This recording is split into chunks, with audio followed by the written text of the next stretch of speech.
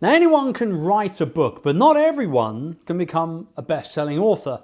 I should know. I've been very fortunate enough to watch both my books sell thousands of copies in the first week that they were launched, and then tens of thousands since then. At one stage, actually, Rise of the Youpreneur was even ahead of Sir Richard Branson in the bestseller charts on Amazon.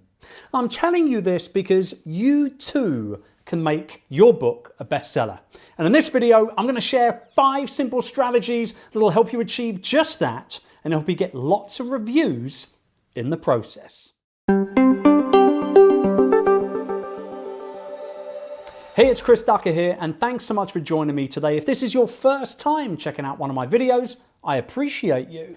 But don't forget to hit that subscribe button if you're watching on YouTube, as I upload new videos every single week, and I'd hate for you to miss out on anything that I've got planned for you in the future. So you want to become a best-selling author. Excellent. But first things first, and this might sound a little obvious, but it's worth stating nonetheless, the first thing you need to do is write a really good book.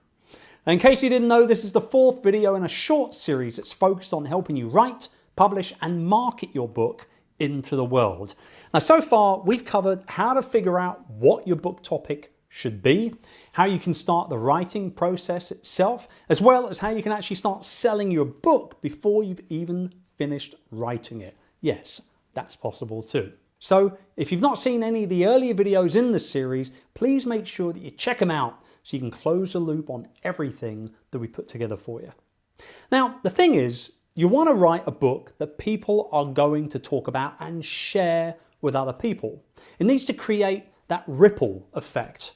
And whether you go with a traditional publisher or you go about getting your book out into the world yourself through self-publishing, make no mistake, you will be the one selling every single copy of that book in some way, shape or form.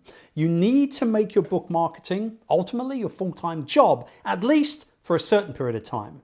The fact is, you'll get out of your book launch exactly what you put into it. But that's just one man's opinion. What do you think? Let me know in the comments below right now. So first things first, for your book to be a bestseller, you'll need to get your book in front of as many people in as many ways as you can. No-brainer activities such as telling your friends and family about it are a given, obviously. But let's look at a handful of strategies that work really well nowadays, especially if you already have a community of people following you and your work online. Number 1 is to share your launch with people that you've already worked with before in the past.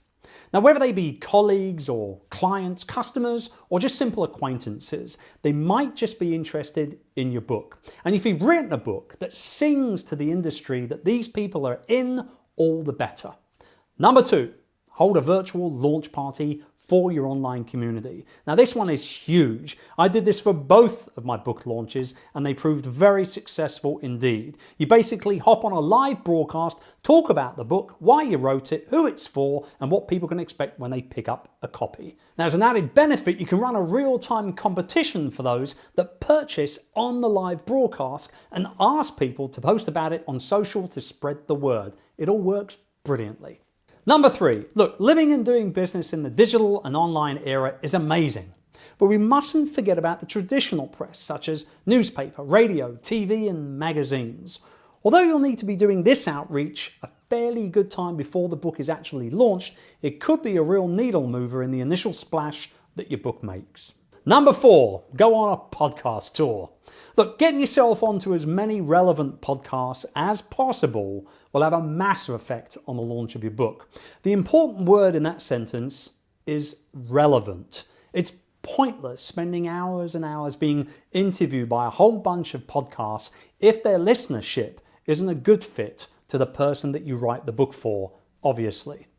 And lastly, number 5, we've got to talk about reviews. Look, it's easy to get reviews from friends and family, but what about people picking up the book that don't actually know you that well? You can still shortcut this and speed things up a little bit, but you'll need to do something to encourage people to leave reviews.